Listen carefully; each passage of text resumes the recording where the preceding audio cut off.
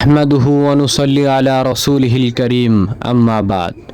প্রিয় দর্শক বন্ধুরা, আসসালামু আলাইকুম ওয়া রাহমাতুল্লাহ।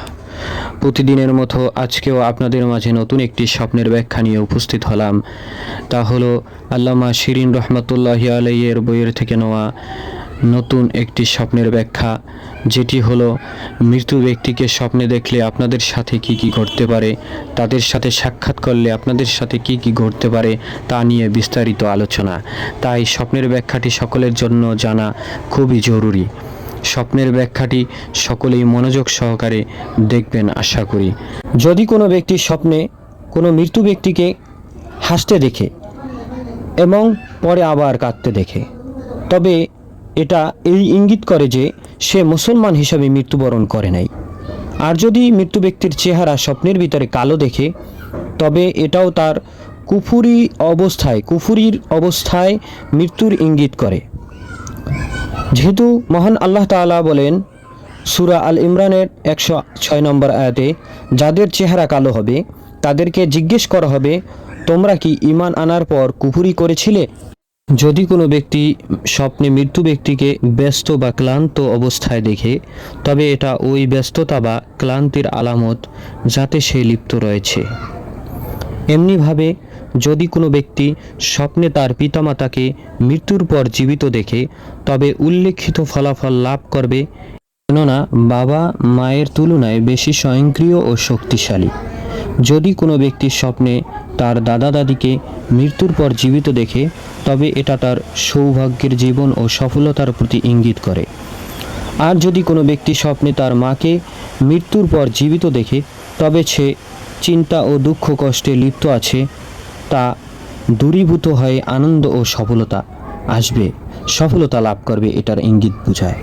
আর যদি কোনো ব্যক্তি স্বপ্নে তার মৃত্যু মেয়েকে জীবিত দেখে, তবে দুঃখ কষ্ট দূর হবে এবং আনন্দ ও সফলতা লাভ করবে।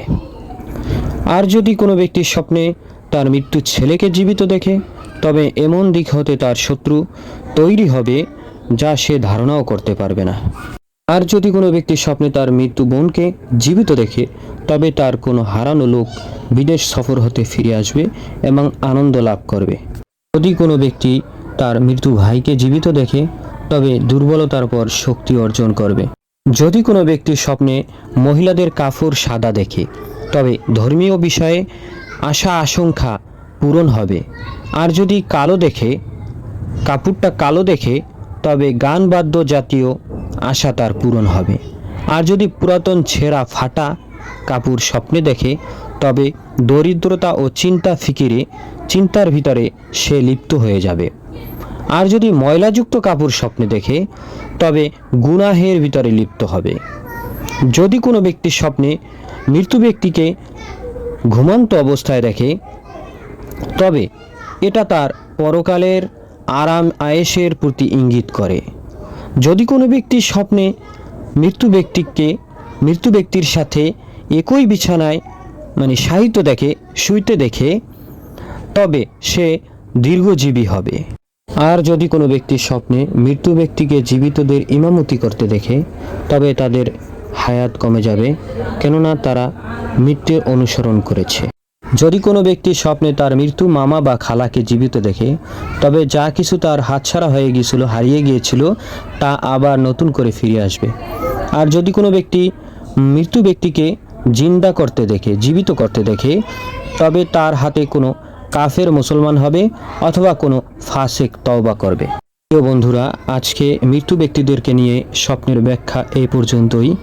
তাই স্বপ্নে মৃত্যু ব্যক্তিকে নিয়ে আপনারা কখন কি দেখেন তা নিয়ে যদি কোনো স্বপ্ন দেখে থাকেন, তাহলে আমাদের এই স্বপ্নের ব্যাখ্যার নিচে কমেন্ট করে জানাবেন এবং নিত্য নতুন সকল স্বপ্নের ব্যাখ্যা পাওয়ার জন্য আমাদের চ্যানেলটি সাবস্ক্রাইব করে রাখবেন।